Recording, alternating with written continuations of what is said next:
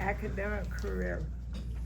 It means so much to me and to him that you're here sharing the experience with us. My brother Stan has asked to read a poem that he wrote. That will be the start.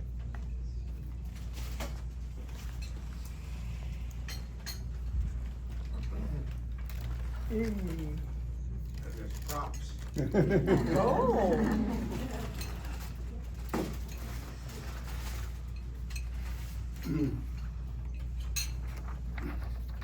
For those that don't know, I know you can hear me, because I guess the microphone is off.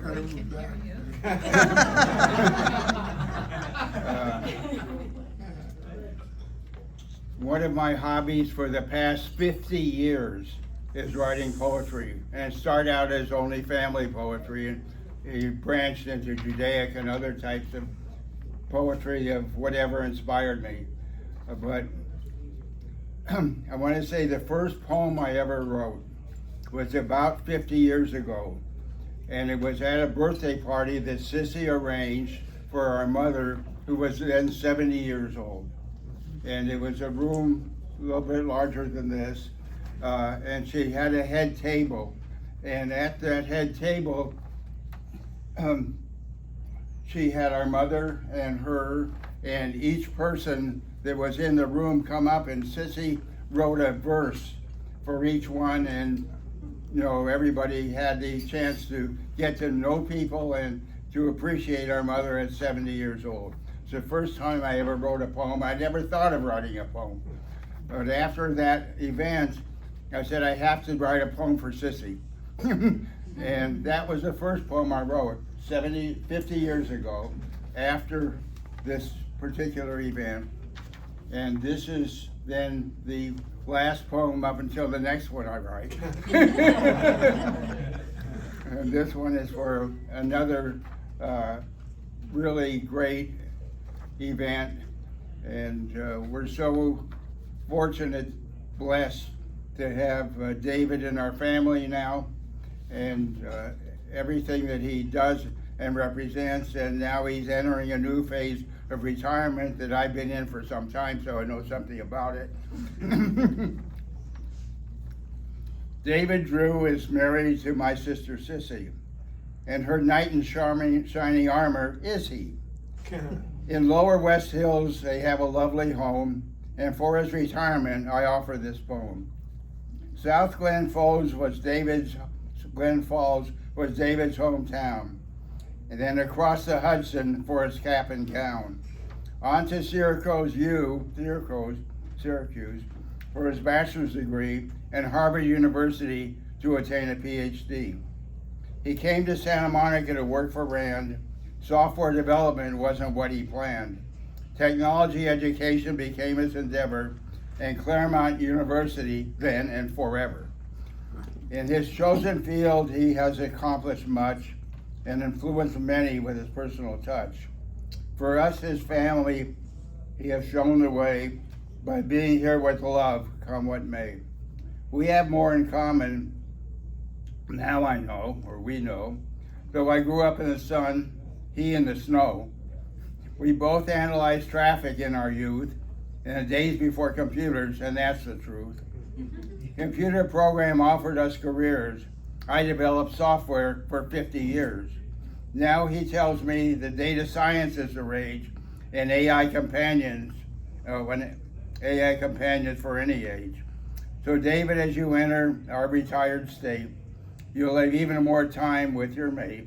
We wish you good health, the blessings of life, for you and dear Sissy, your wonderful wife.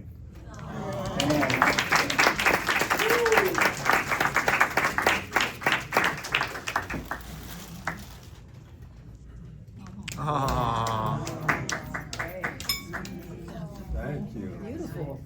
Very nice. Wow. Stan, thank you. You're welcome. Wow. And I'll email the poem, the PDF file, and you can send email to whatever. Thank you very much.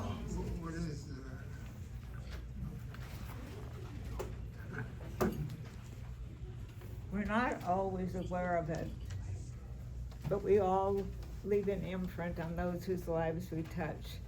In some cases, as doctors, nurses, therapists, the difference is obvious.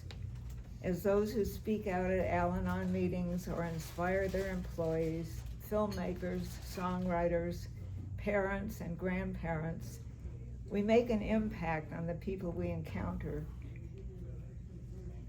during our time on this earth, sometimes profound difference.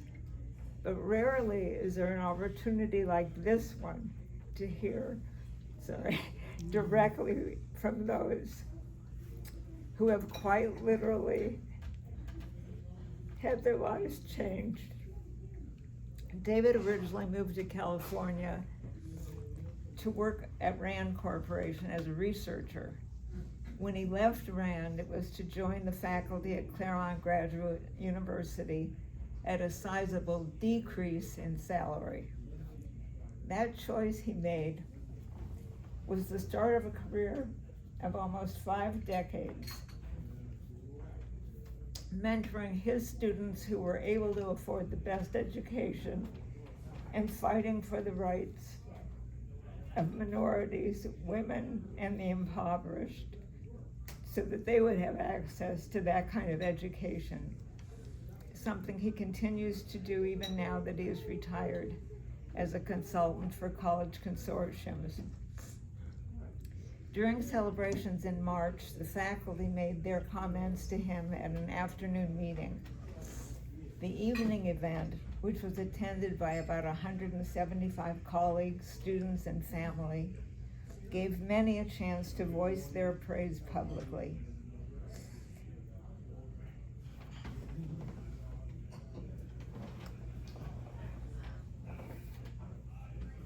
As you can see, the line that formed, can we see it? Back wall. The line that formed for people who wanted to speak went halfway from the stage to the rear of the auditorium. Thanks to my son David's beautiful photography and technical skills, we are about to show you the speakers who were able to wait their turn and read you portions of their comments, as well as some written by those who couldn't wait or couldn't attend. People came from Alabama, Ohio, Colorado, Texas, even Japan to attend that event.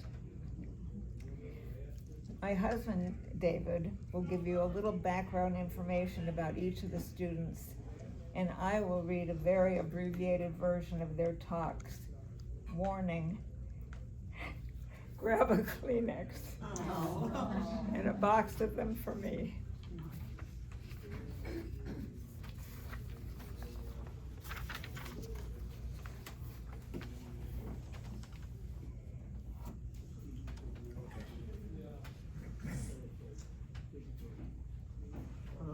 Where do you want to be?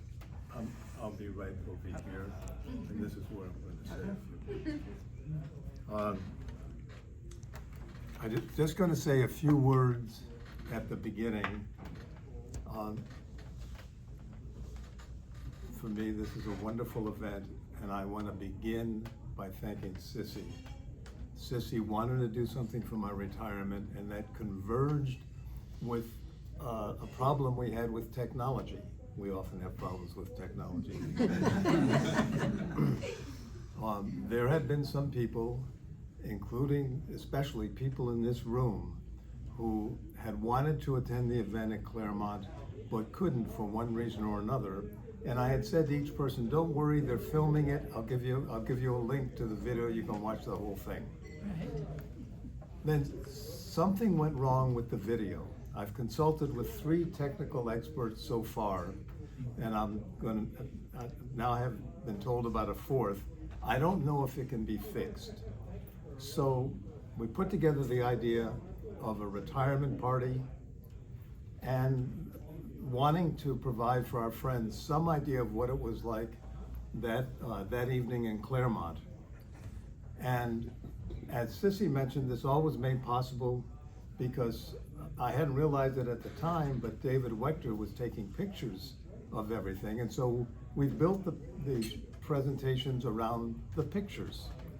And I also want to acknowledge Zach, who is now filming this event. And so I'm just going to say a few words.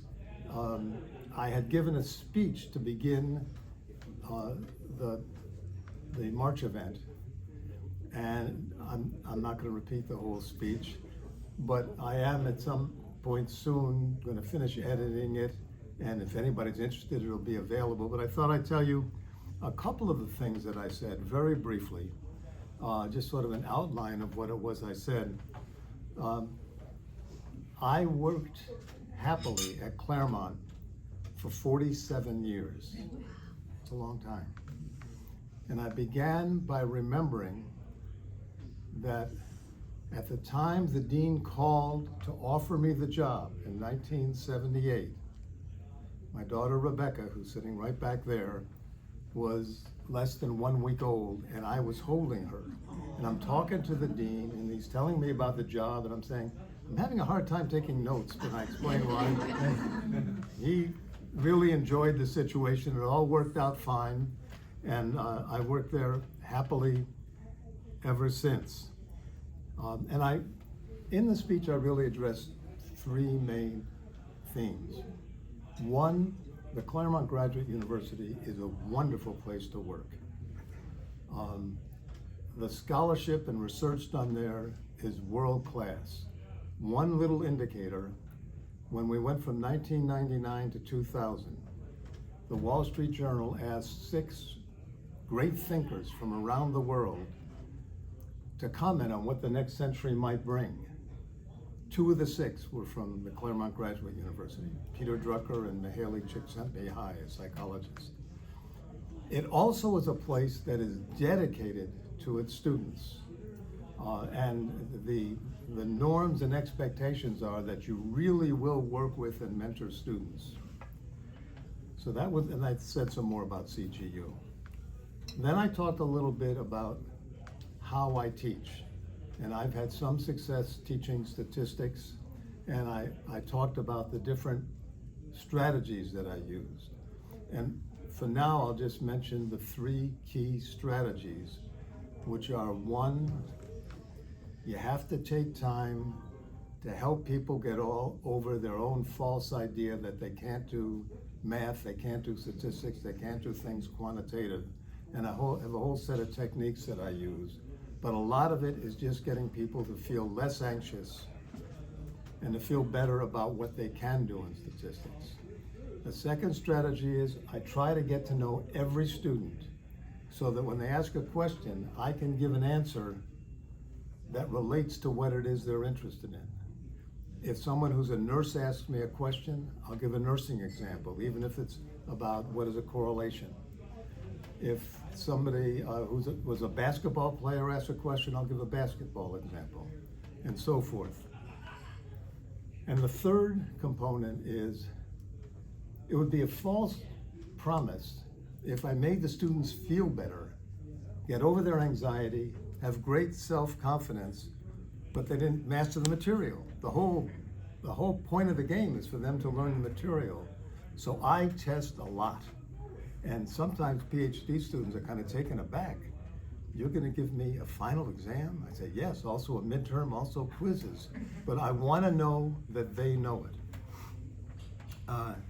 Then the third theme in the talk relates to research I've done and research I've read, but mainly research I've done about how to increase access to STEM education, science, technology, engineering, and mathematics, and success in it for everybody, including groups that have been underrepresented in STEM in the past and easily can master it.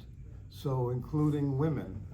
I've worked with programs to bring more women into STEM, including students from poverty, including minority students.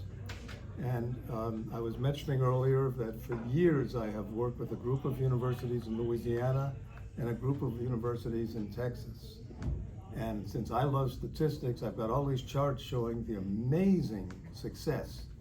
And one of the things we've learned is even if a student grew up in poverty and went to a mediocre high school, when they get to college, if they're willing to work hard, they all can be led to mastery of these subjects and to successful careers in STEM.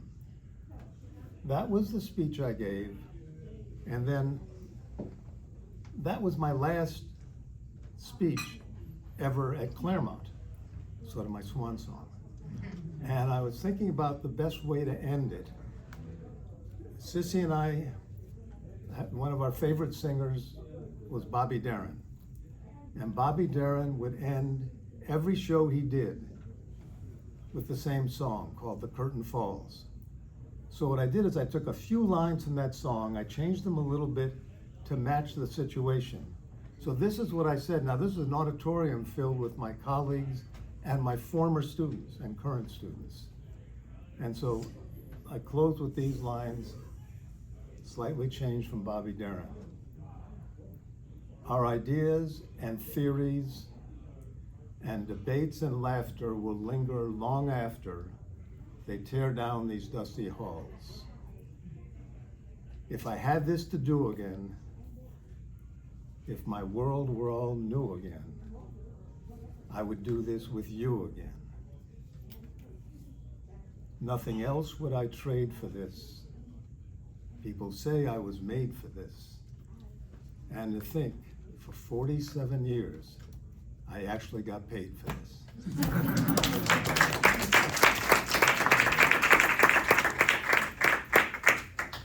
That's one of those songs that all I have to do is hear the first part of it and I'm in tears. It's just a fabulous song.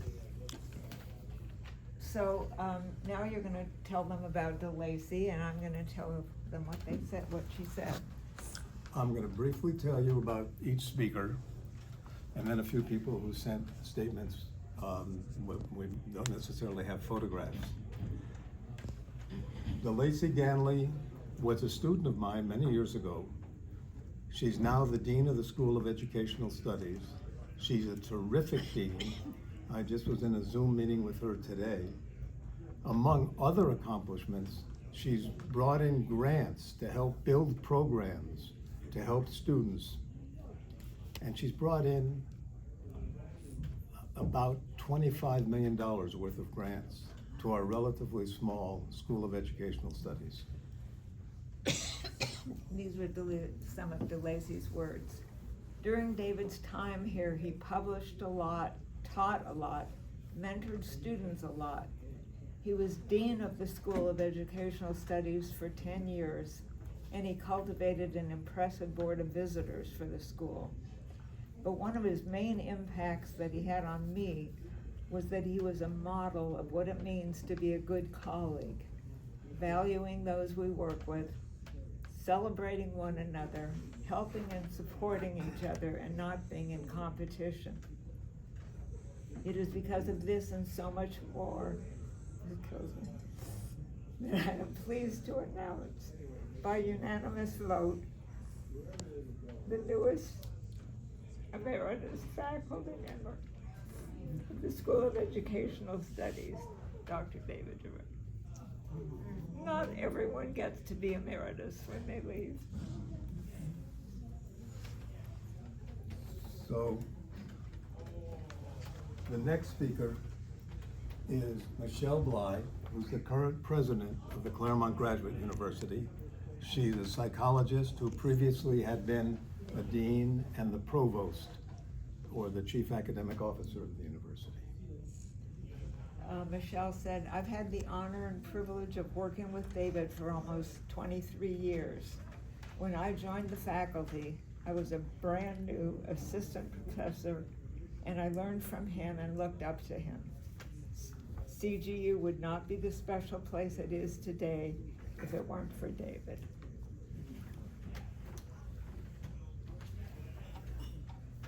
The next speaker is a former student of mine named Gail Thompson. Gail grew up in very difficult circumstances in the San Diego area in extreme poverty in a violent neighborhood. There was a particularly traumatic event in her childhood when there was a home invasion that included violence. Two of her brothers became criminals.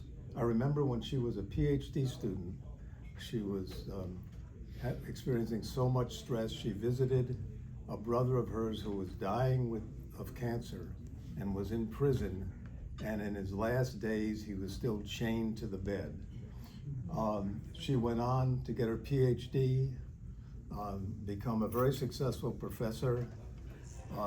Ranks of professors go assistant, associate, full professor, and then some full professors are awarded what's called an endowed chair. She held an endowed chair at a state university in North Carolina and has published a number of books. Is quite an extraordinary researcher and scholar. Gail said, "Thank you, David, for fighting to support, encourage, protect, mentor, and empower not only me, but many other students, faculty, and staff. And thank you for being a true champion of diversity, equity, and inclusion, not only when it was politically correct to do so, but throughout your career."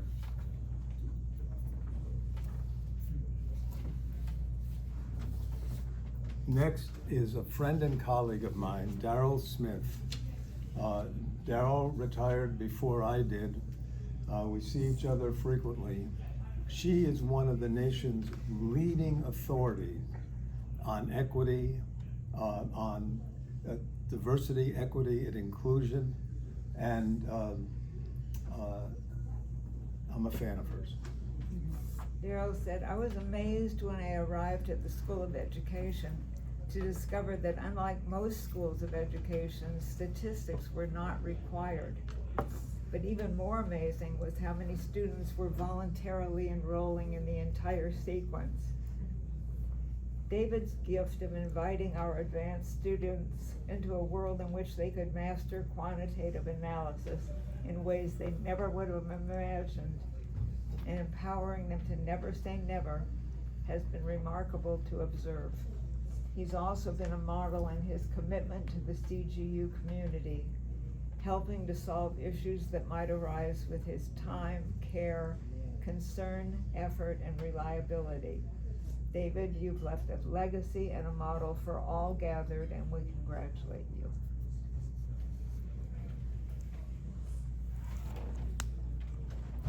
Next is someone who just received her PhD a year ago.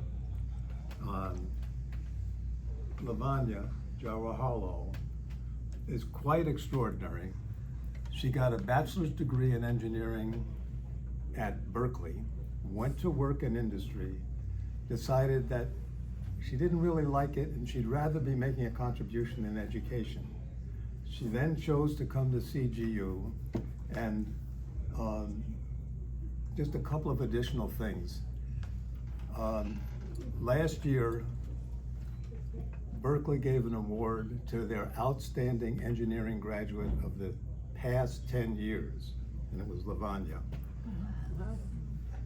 When I teach the introductory class, because I'm trying to offer support to every student, I know there'll be some students who may think in the beginning this is going a little slow. And I offer to any student who wants it that they can do a special advanced project with me. And she was one of the few who took me up on it. And she shadowed me in the consulting job that I do in Texas. And then she was so helpful, a colleague and I, invited her to do that again the following year, and then he retired, and I invited her to be my new partner in the venture. She's quite amazing. I'll say one other thing. Oh, that's okay.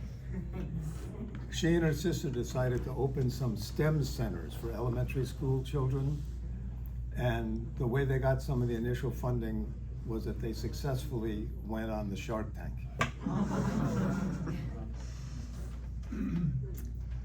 Lavanya said, "It is truly an honor to stand here this evening and celebrate Dr. David Drew, a brilliant scholar, a dedicated professor, and for me, an invaluable mentor. Dr. Drew, I am so incredibly grateful for your mentorship, your kindness, and your dedication, not just to me, but to all of your students. Your impact goes beyond research and the classroom. It is felt in the way you empower those around you to grow, to learn, and to believe in themselves. Congratulations on your well-earned retirement. I owe so much to you.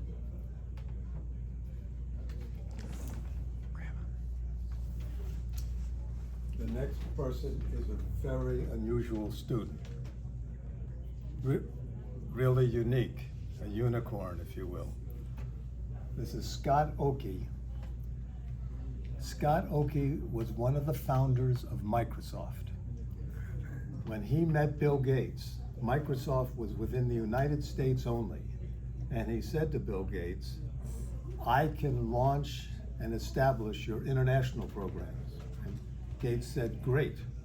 And he spent 10 years, as he's told me, constantly on airplanes. He has these statistics of how many planes, how many companies he had 500,000 miles with and so forth, establishing Microsoft in countries around the world.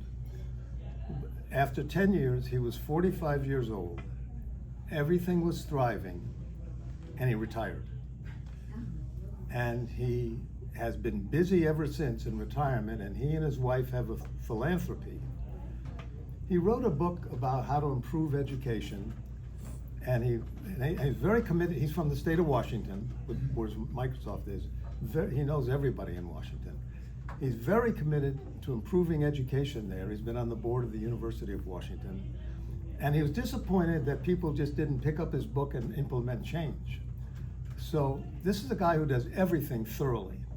He decided at the age of 75 to enroll in our PhD program. And I've been one of the faculty members he's worked with. This is going to be hard to read, but I'm telling you, this man is, he's just beyond. He has written a poem that I'm going to try to read to you that is so beautiful. It's called Dr. David Drew, Dedicated to Teaching. Time enfolds gently around your name, Dr. Drew. 47 years entwined into every alcove of CGU, where words and thought became bridges, paving the way to countless dissertations. A professor, a chair, a dean, esteemed titles, but mere echoes of a deeper truth. You are a builder of minds, a keeper of questions, a mentor whose presence lingers long after the last lecture fades.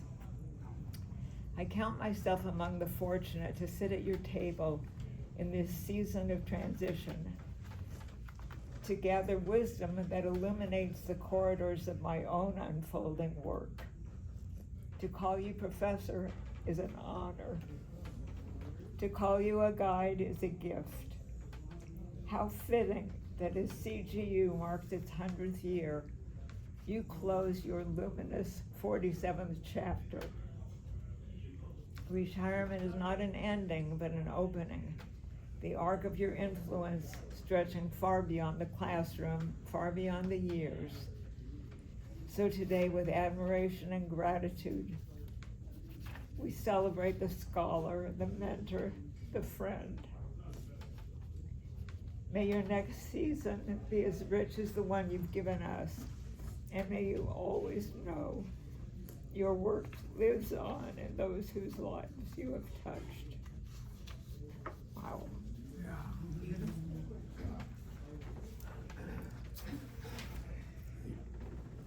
One of the things he got into in retirement was writing poetry. He's published several books of poetry. A very multifaceted person. We were having lunch one day and a scuffle started on the sidewalk and it wasn't clear what was going to happen, and somebody called the police.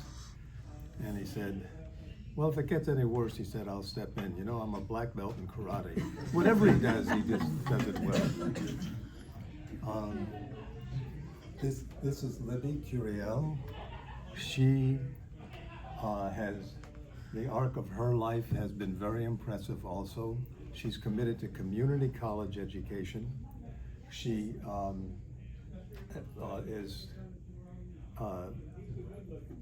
works with all students, helps them overcome obstacles, and she chose for her dissertation, a lot of talk these days about first-generation students, of which she was one. Students who are the first in their family to go to college. And what she found, and there are scholarships and grants. And what she found was there are second-generation students who've been here a little bit longer, but they need help also. Anyway, she did a dissertation about that. I'll never forget the day I met Dr. Drew. I was nervous about beginning a PhD program. Dr. Drew's demeanor, his candor, and what he shared that day, however, immediately put me at ease. I thought, if the professors are anything like Dr. Drew, I can do this. During my second course with him, a quantitative researcher who I knew that I was studying with Dr. Drew and asked if he could help them with the difficult data set that they were working with. To my surprise, Dr. Drew said no, but he added, "But you can." He guided me through the process, and I was able to figure out how to calculate the data set by myself.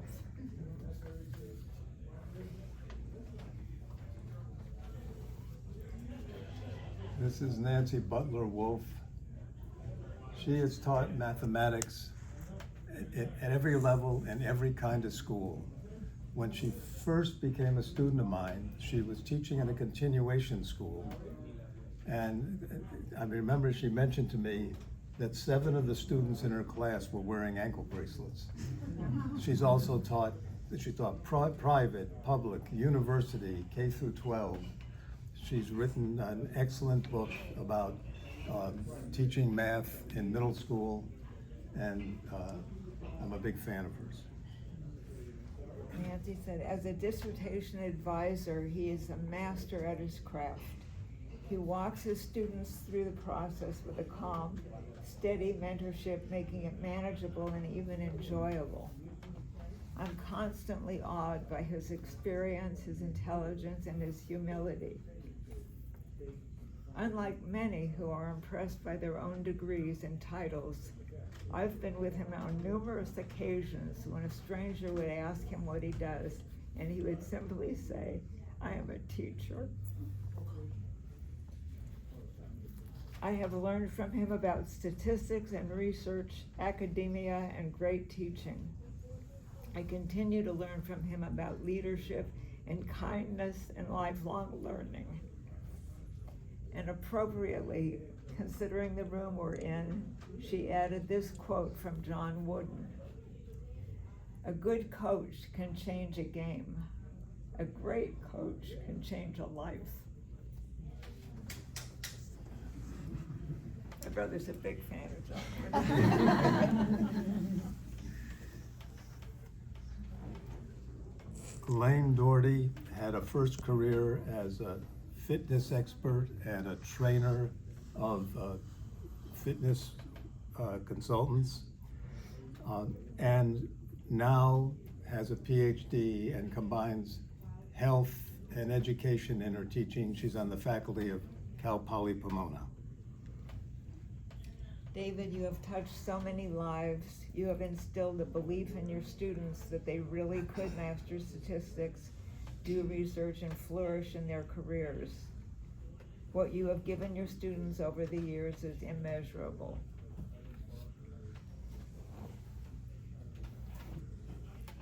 This is Audrey Yamagata Noji, one of my earliest students. She has been very active in associations and groups promoting Asian Americans in higher education.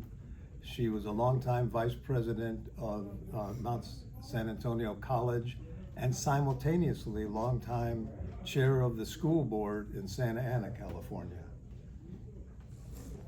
In addition to a brilliant mind and an infectious personality, David is very compassionate and caring. Over the years, he has continued to be a source of support, a sounding board, a colleague, and an inspiration. David, you have been the sole source of encouragement that guided me through my career.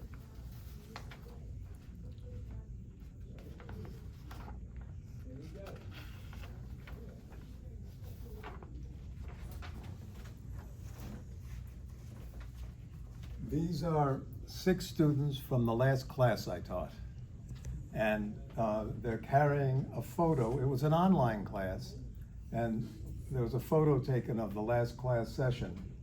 And it was great having them on the stage with me, and they gave me the framed photo. I really enjoyed teaching that class.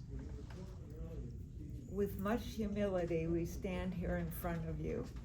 Though we've only been with you a few months, you made a lasting impact on us. Tonight we heard you've been a champion for your colleagues, for the school, and for your family as well.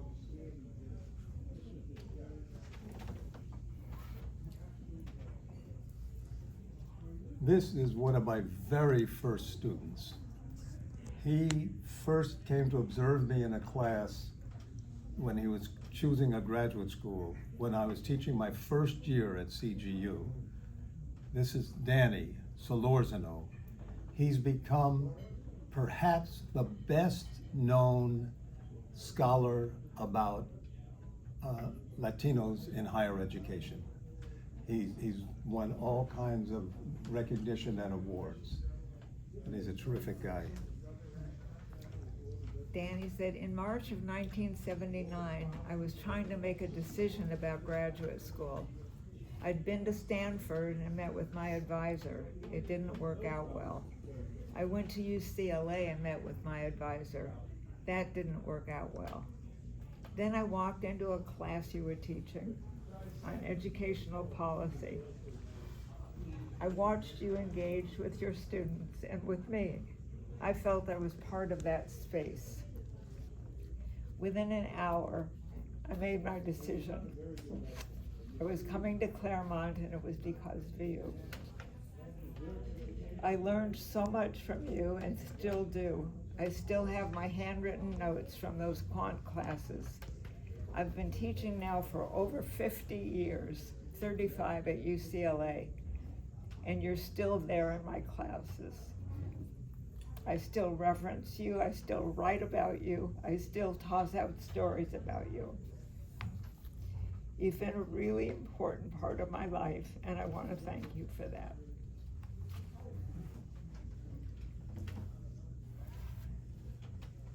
There was a dinner a few years ago where Danny was honored by CGU, and I found myself sitting next to his goddaughter. And she was studying for a master's at CGU in public health, but having problems with statistics. And I said, I'd be glad to offer you some free advice about statistics. And I thought, you know, Danny was one of my first students. This would be one of my last students, even though she wasn't formally my student. She got accepted to a PhD program at UC San Diego, which is one of the top PhD programs in public health in the country. And I would advise and tutor her a little bit during that first year because she'd always been worried about statistics. And in the advanced stat course in this top program, on the final, she got a 98 out of 100. That's Victoria, by the way. Victoria Tellis. Victoria said, I was in a master's program in public health here from 2017 to 2019. I was struggling with statistics, and my godfather said, you have to reach out to David. And you responded immediately. You have been a mentor and a consistent source of support while I was in my master's program and well into my PhD. You were always generous with your time. Your patience and encouragement transformed what could have been an overwhelming challenge into a skill I now carry with confidence. I will be forever grateful for your mentorship, your kindness, and the impact you had on my academic journey. It's an honor to stand here today and celebrate you. David Grant had a career as a teacher, then became an administrator, a principal, came back for his PhD, and he took statistics courses with me. I asked him to be my teaching assistant. He produced tremendous papers. We've co-authored a paper, and we've worked together quite a bit over the past few years. He said, I was struggling with statistics. Oh, I'm sorry, David Grant. During my second course in advanced statistics, Dr. Drew recommended I submit my work for publication. Seriously? Me? Why not, he said. Your work is excellent and warrants publication. Though the first response was decline to publish, Dr. Drew didn't let me see this as rejection. He helped reframe it as a learning opportunity. In time, the paper was published, and Dr. Drew's vision, encouragement, and feedback were instrumental. He later invited me to work as a teaching assistant and then a research assistant. Few professors are as committed and selfless, offering help even during his sabbatical. Thank you, Dr. Drew, for your generosity, guidance, and inspiration. I used to teach a 4-course sequence. The paper he wrote was in the second course, and I recommended it be published, and it was rejected by the first journal. It was published by the educational journal that's ranked second in the world. That was David Grant. This is Tom de la Garza. Tom is perhaps the only student, not perhaps, is the only student I've ever had who applied to our program from an active combat zone. Tom was career military, was a lieutenant colonel.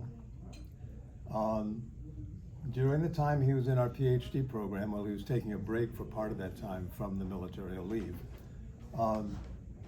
he was in charge of educational activities at Fort Bragg, in particular for Special Forces. He was in charge of the education of Green Berets and other Special Forces at Fort Bragg. And yet we have a joint doctoral program with San Diego State. And Tom was in that program. When he was at San Diego State, the entire university, every year on Martin Luther King Day, has an essay contest about the meaning and impact of Martin Luther King. So Tom de la Garza, the lieutenant colonel, won the essay contest with the best essay about the meaning and impact of Martin Luther King. He's quite unusual. He said, I had a little bit of trepidation about statistics. I was forced to take it as an undergrad and had a little exposure to it in grad school, but I was told as the joint doc student with San Diego and CGU for my PhD that I was going to have to take Quant 3 and 4 in Claremont. But they said there's a rock star up there that teaches it. They said, and this is his reputation, Dr. Drew can teach statistics to a tree. What he ended up doing was he made statistics fun. He was so mellow you didn't even realize you were learning it.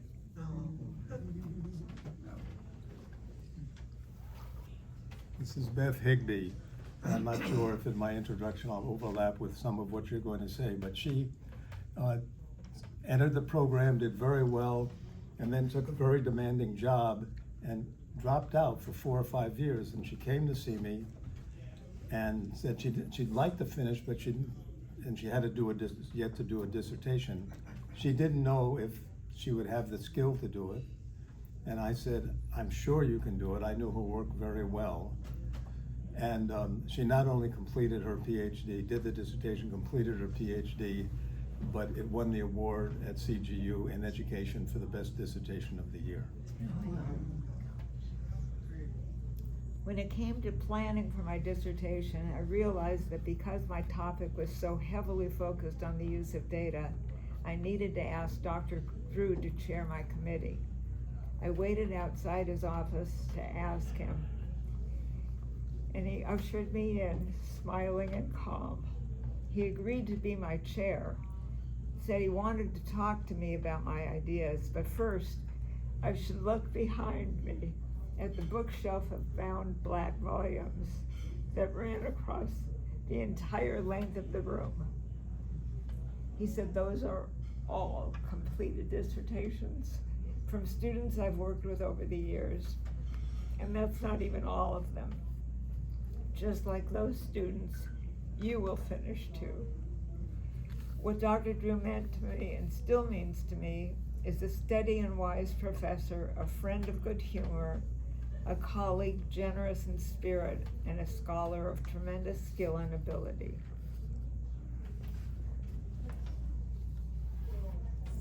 Some of you may recognize Hallie. I don't think you have to explain who she is. Maxine, do I have to explain who Hallie is? That's my girl. Daughter. Let me explain. She came all the way from Ohio for the event.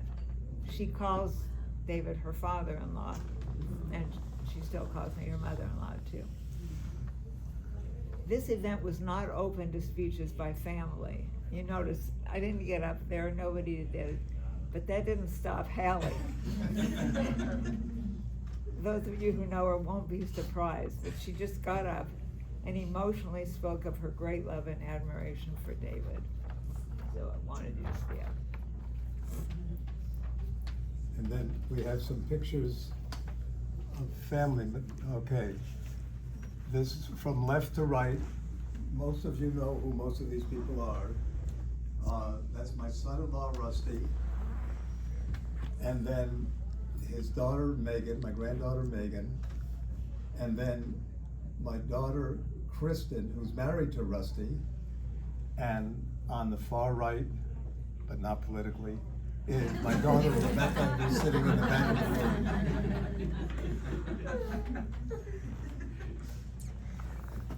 So now, and this is David's brother Joe, who stayed awake in Washington, D.C. He was able to watch the whole thing. Yes. And that's his wife and son. And it's us, looking at him, looking at us, looking at Yeah, we each had to other. do it through a computer, and it was a fun experience. So now we have, if you still have the patience, some more wonderful comments that we don't have pictures for. These are people who either weren't able to come to the event or stood in line as long as they could, but then couldn't wait to get up to speak. They had to leave. So first is June Hilton, who was a student of mine, my TA, then became, in addition to working full-time in K through 12 at Claremont High School, became a faculty member in our program and also in the Information Systems program, and recently has retired and moved to the East Coast, but still involved in dissertations. She said, I have known Professor Drew for 25 years. When I received my acceptance letter from CGU to enroll in the spring 2000 semester, I had no way of knowing the impact that one sentence in the letter, your advisor will be Professor David Drew, would have on me. We share a passion for science and math education, as well as a similar teaching philosophy, one I continue to refine and emulate to this day because of his example. It was clear to me that he truly cared about the success of each and every student with whom he worked. Next is Don Cardinal, a former student from the earlier years, who became a faculty member and then a longtime dean of education at Chapman University. Don said, I learned the most from you on how to be supportive and caring while being rigorous. I've lived that life. Can you believe the first class I took from you was 42 years ago? David, I have a deep admiration for you. I am definitely a better man because of you. You helped me understand that process, how one conducts themselves, is as or more important than the task accomplished. That's changed my life. Next is a colleague, Samir Chatterjee. He's a world-respected information scientist. We've done a lot of projects together. He received an award, the Schiller Award, that is very coveted in information science. The country of India, I hadn't known this before, each year gives the Gandhi Award in a number of countries to a person from India who has been outstanding in that country. And about 5 or 6 years ago, he was given the Gandhi Award for the US. And I learned that the awards are given in London in the House of Lords. And he's also, by the way, on the side a successful musician. Samir said, my journey with David spans nearly 24 years.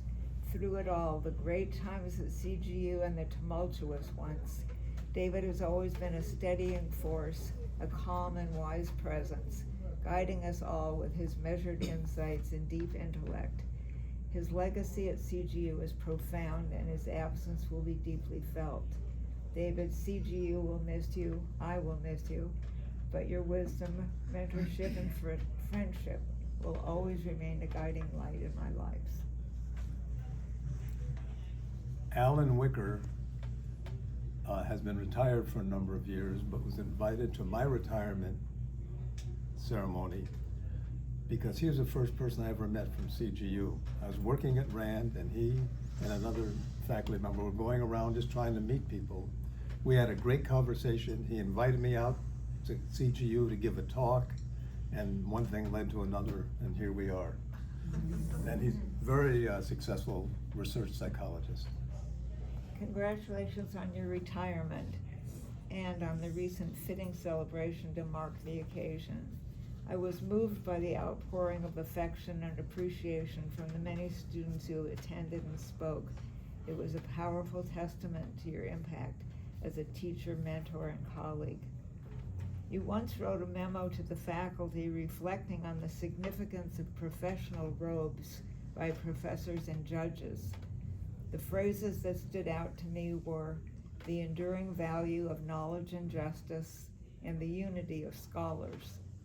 These words capture the essence of my own appreciation for you as a valued colleague, a wise counselor on sensitive matters, and a co-conspirator in what we once proudly considered our principled rebellion. I have to take just a minute on the next person, Bud Baker. For about 30 years, my main appointment was in the School of Educational Studies, but I also taught in the Executive Management PhD program, where the students are senior executives. It was in the Drucker School of Management. And one of my students was Francis Bud Baker, who at that time was a major in the Air Force and teaching at the Air Force Academy. And when he was planning his dissertation, around that time, John Northrop, the head of Northrop Corporation, was dying, and there was a public television show where he was interviewed in his hospital bed. And he had been the key person developing the stealth bomber. And he alleged that there was a decision made years ago by the Air Force, by the Secretary of the Air Force, Stuart Symington, who later became a senator and ran for president. Northrop alleged that was corrupt, and that the choice was between the stealth bomber for the Air Force or planes that look like all the planes we usually see, conventional structure. And the recommendation was conventional structure, and he said that was not a good choice technically. Bud Baker had lost friends who were pilots in Vietnam, and he really wanted to look into this. He was very thorough, did excellent work, and very courageous. He interviewed Steinman, and we told him in his proposal meeting, you've got to be objective. At that point, he kind of leaned toward believing Northrop. You've got to be objective, and you can't let the person you're interviewing know what you're concluding. So he interviewed Symington several times, and Symington erroneously concluded that this young major was doing a hatchet job on him, and had the chief of staff of the Air Force call Bud Baker and say, quotes, Major Baker, you don't need this kind of trouble. Well, Bud Baker, and he and I talked about it, he stayed true to his mission. He produced a dissertation that I would say is one of the most important ever done in the United States. He concluded that when you looked at all the design specifications, and he interviewed everybody. For those of you old enough to remember, he interviewed Curtis LeMay, who was a famous general, very aggressive general during the Cuban Missile Crisis. His approach was, let's bomb them back to the Stone Age. He interviewed all these guys, and all the people who were involved, and he concluded that Northrop was wrong, and that the decision that was made was correct. That was 40 years ago. To this day, Bud said in a note to me that he's been told he gets 5 or 10 downloads of that dissertation a month, 40 years later. It was a very important study in the history of the Air Force.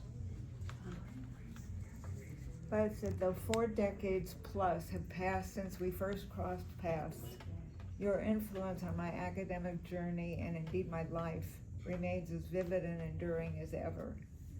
My teaching career, which has spanned over 4 decades, was profoundly shaped by your example. From my first day in the classroom, I tried to recreate your ability to balance high expectations with genuine consideration. Your emphasis on academic integrity became the blueprint for my own teaching. Whether guiding academy cadets or Wright State MBA students, I often found myself asking, how would David approach this?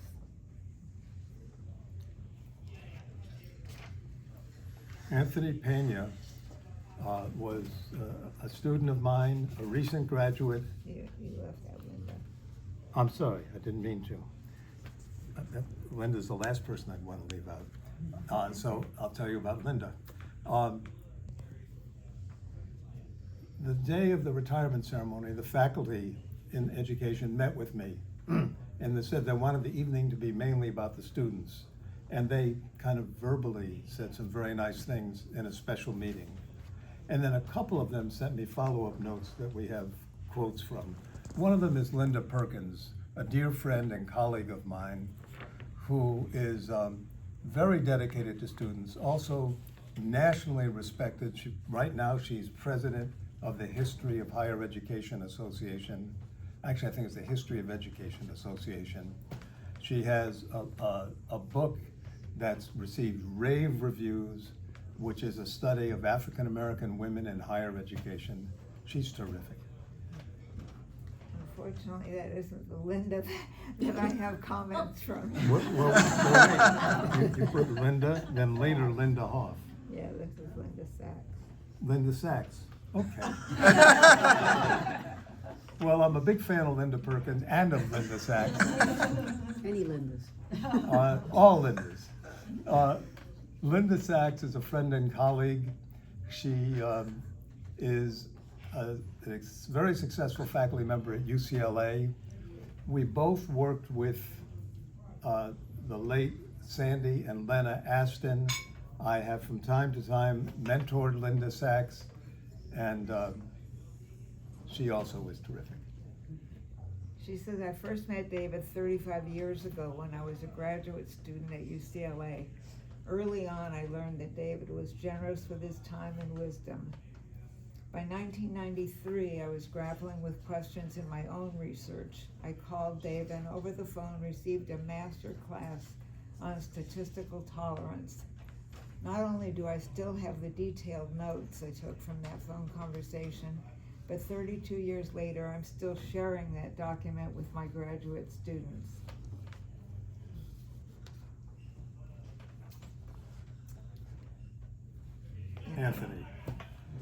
Anthony Pena, recent graduate, was a TA of mine for a number of years, very talented guy, very interested in STEM, and has worked at the high school level and now at the university level. He's a professor at Cal Poly, particularly on helping students from underprivileged backgrounds.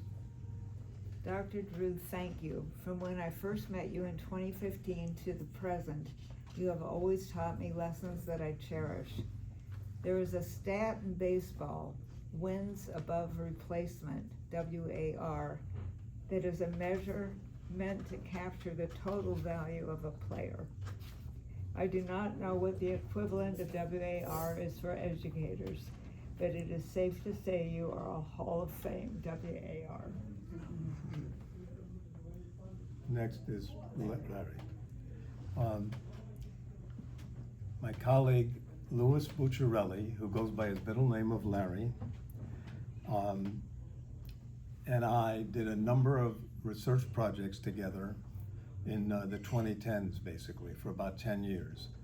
And we were very vigorously arguing that with all the technological changes, engineering education needed to be expanded to include much more of the liberal arts, particularly to make engineers more aware of the impacts on society of the technology they were developing.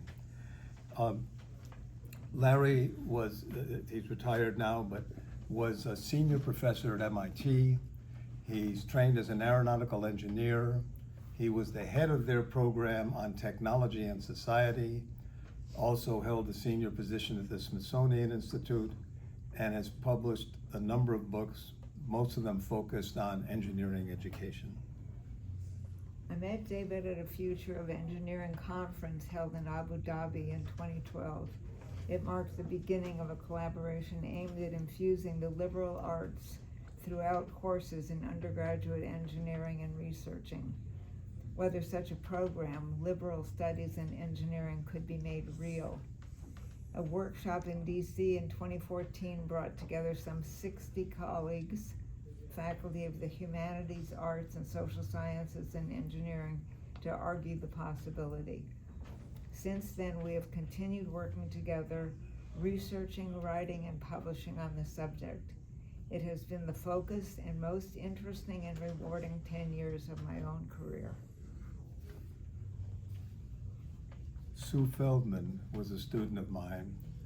She's had multiple careers. She was a nurse, then got into computing and technology, then got a PhD, what we call an interfield PhD, half in education and half in information systems. She and I co-authored a book together in this past year, and she's now a senior faculty member at the University of Alabama Medical School. David, you have made such a difference in my life. You took me in as a middle-aged mom who wanted a 50th birthday present for herself and supported my intellectual development in ways that you will never know. Your example of hard work with focused outcomes set the stage for me to become tenured full professor after only 9 years. Thank you for all the ways you have supported my journey, directly and indirectly. I really value you as a human being. And Phyllis, I'll just mention, she's the Feldman I mentioned that I know, who at one time lived in West Hills, and then was astounded to discover the two of you aren't related. Linda Hoff, former student of mine, graduated some years ago, is an expert on educating teachers, head of a teacher education program at a university, and one of the most knowledgeable people in the state about how you prepare teachers. I've been reminiscing about the years that I was gifted by having you as a professor, colleague, and friend. More importantly, how you mentored me and consistently affirmed my work as a leader in education. I was so intrigued by your teaching approach that I asked you to allow me to observe and analyze your teaching style. I learned more about the craft of teaching that I was able to pass along to my faculty, colleagues, and students.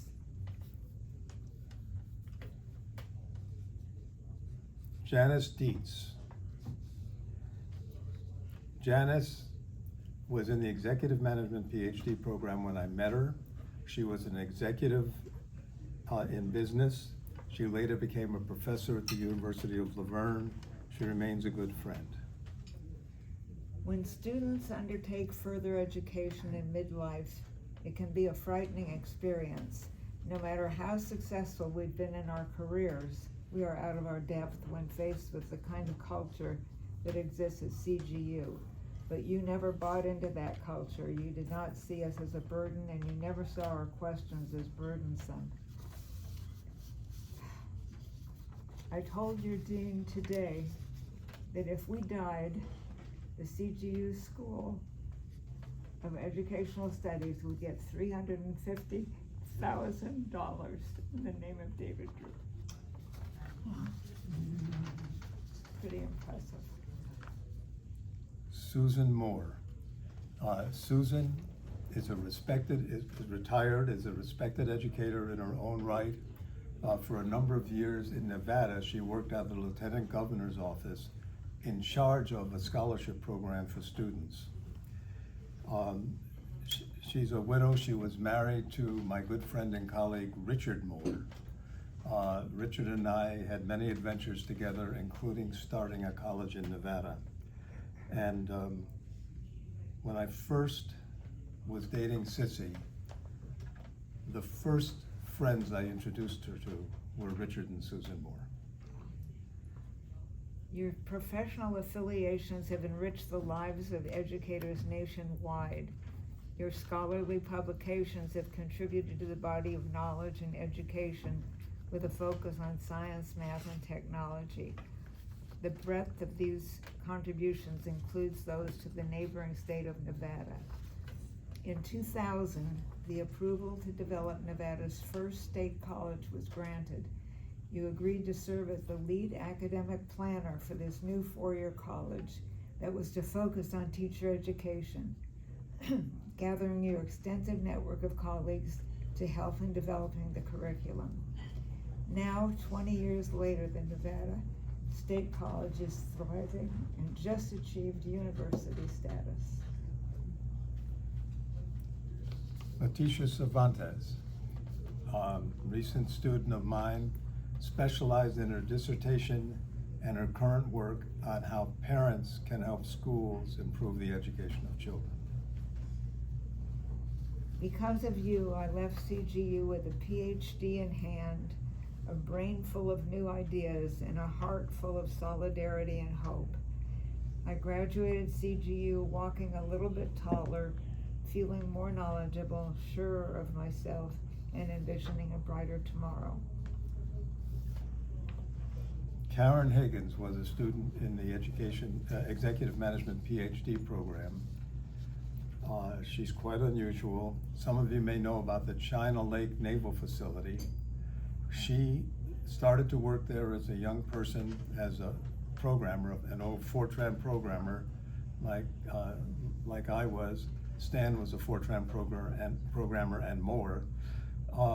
And she became one of the senior executives at China Lake. David was on my PhD committee in the mid-90s, and am I glad he was. He was such an inspiration to me during this tedious, often frustrating, yet finally rewarding process. David, you are one of a kind, a unique person on this earth who has contributed so much to so many. Congratulations on your retirement. We're almost done. Deborah Marsing is in the Joint Doc program with San Diego State. And she was concerned that people write about Asian American students in higher education as though they were all one group. And there's a myth, the model minority myth. So she did a study where she did advanced statistical analysis of a database, looking at comparing 5 subgroups within the term Asian American. Japanese American, Chinese American, etc. That was Deborah? Deborah. Words cannot express my heart's sentiment and magnitude of appreciation and thankfulness I have, and so many others have, for you. I'm only one of so many voices that ring out your name with honor, awe, and indebtedness.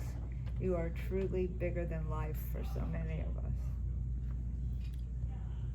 Sandra Hodgen, Sandy Hodgen, became very interested in Title IX efforts to help women in higher education. She did a dissertation about it, I encouraged her to start a consulting group. It's now a very successful consulting group about Title IX. The last time I talked to her, later that week, she'd been invited to give a speech at the White House to the Secret Service about how to support women and conform with Title IX. Dr. Drew, your support, friendship, guidance, and mentorship from 2011 to 2018 were truly life-changing for me. I will forever be grateful for the wisdom you shared and the way you always made time to guide me through both personal and professional challenges. You have been not only a mentor and colleague, but also a surrogate father figure in my life, something I hold very close to my heart. And the last person used the bridge of father figure, because the last person is Jennifer Klinkenbeard. She was a student of mine, and I'll come back to her, but her father also was a student of mine. His name is Marty Bonsang, and he and I have worked together. He retired recently and stopped doing it, but he and I worked together with the universities in Texas. And Marty was in the math department at Cal State Fullerton and was voted the outstanding professor at Cal State Fullerton. His daughter Jennifer is in the math department now at Cal State Monterey Bay. And her husband Drew, good first name, also was a student of mine. All three were students of mine. Marty, Jennifer, and Drew, and he's teaching computer science at Cal State Monterey Bay. And the note is from, Marty couldn't be there. He and his wife took me out for a meal because they had a memorial service they had to attend. But Jennifer sent this note. You have had such a profound impact on our lives with 3 doctorates over the generations. The lessons I learned from you helped me to find and thrive at a university job, even earning early tenure last year, largely because of you. I often try to channel your quiet, kind encouragement with my own students. You are truly a model educator and researcher. Congratulations on a well-deserved retirement. That concludes our remarks, but I have to say, many of the excerpts I extracted from the speeches and letters began with words cannot express. Clearly they can.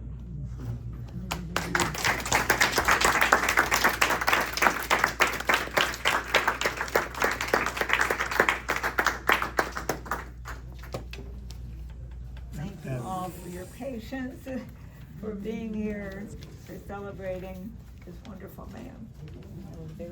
And we wanted to recreate as much as we could of the March experience that some of you had to miss.